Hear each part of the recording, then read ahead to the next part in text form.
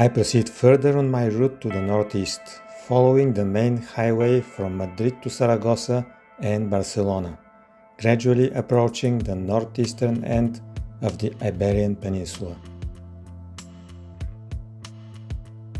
On my way, I have already stopped at several points with geographical and historical significance: the city of Guadalajara, the medieval Torija castle, the silent raw canyon of the Dulce River with the Cascada de Golorio waterfall, and the ruined, abandoned Pelegrina castle, revealing stories that go a few centuries back in time to the world of Don Quixote. Now my next goal is another small city along the route called Calatayud, located at the northern edge of the Spanish Meseta plateau, already within the region of Aragon, revealing layers from different points along the historical timeline. So when I arrive there, I will travel not only through space but also through time.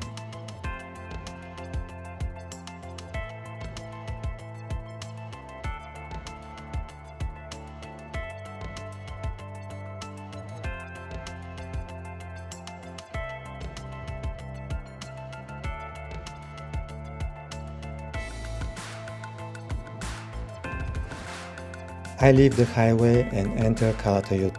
First, my goal is the old historical center of the city.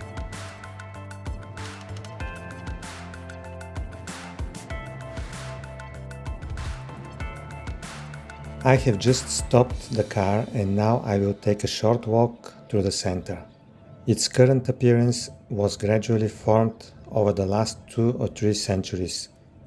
There are several notable points here, mostly old churches and a characteristic mudéjar tower of Aragon. But my purpose is simply to walk through the old streets to sense the most recent historical layer here, before moving further back in time.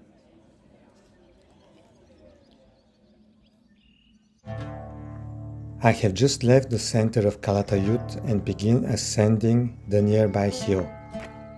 At the same time, I am moving several centuries back in history to the period of Muslim rule more than 1,000 years ago, to the castle of Calatayud.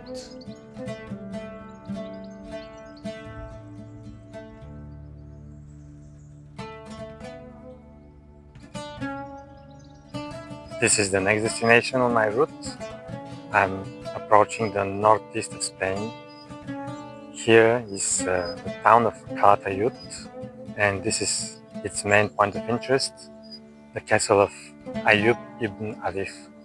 The castle of Calatayud, known as Castillo Mayor del Emir Ayyub ibn Avif Lahmi, is not a single isolated castle, but a part of a broader fortification system established during the Muslim period. It was built around the year 862 by Emir Ayyub ibn Avif, with the purpose of controlling and protecting the valley of Halon River below. The city of Calatayud itself was established later.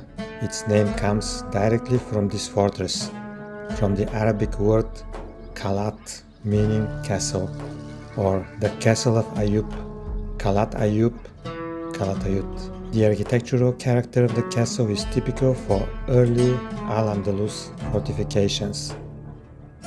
There is no symmetry and no decorative intent because this is a military structure, its form strictly following the shape of the hill.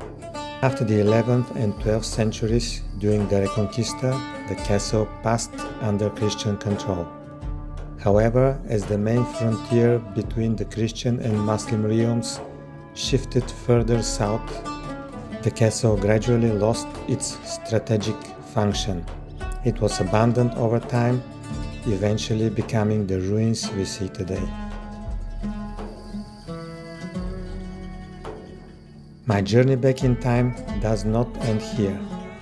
While in Calatayud, I will move even further into the past, more than 2,000 years ago, to the earliest settlement in this area.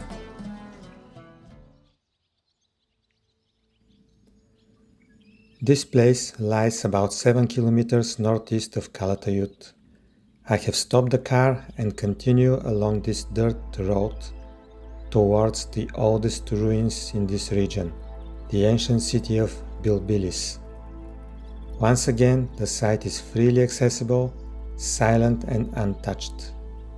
There is nobody here. I am alone, standing many centuries back along the timeline.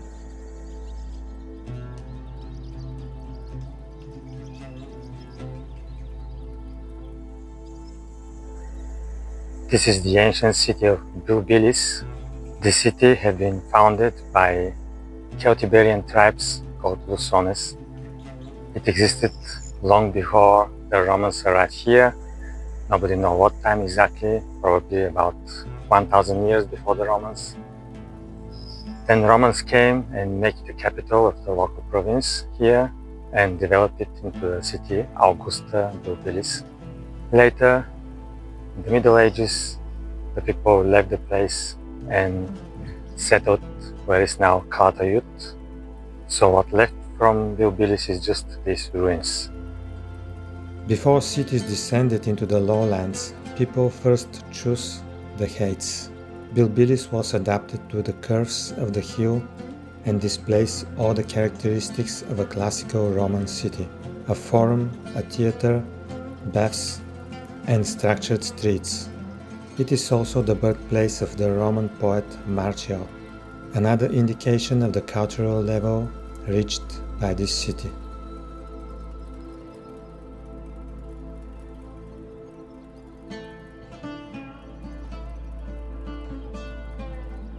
After the end of the Roman Empire and the gradual decline of Bilbilis, settlement shifted down into the valley.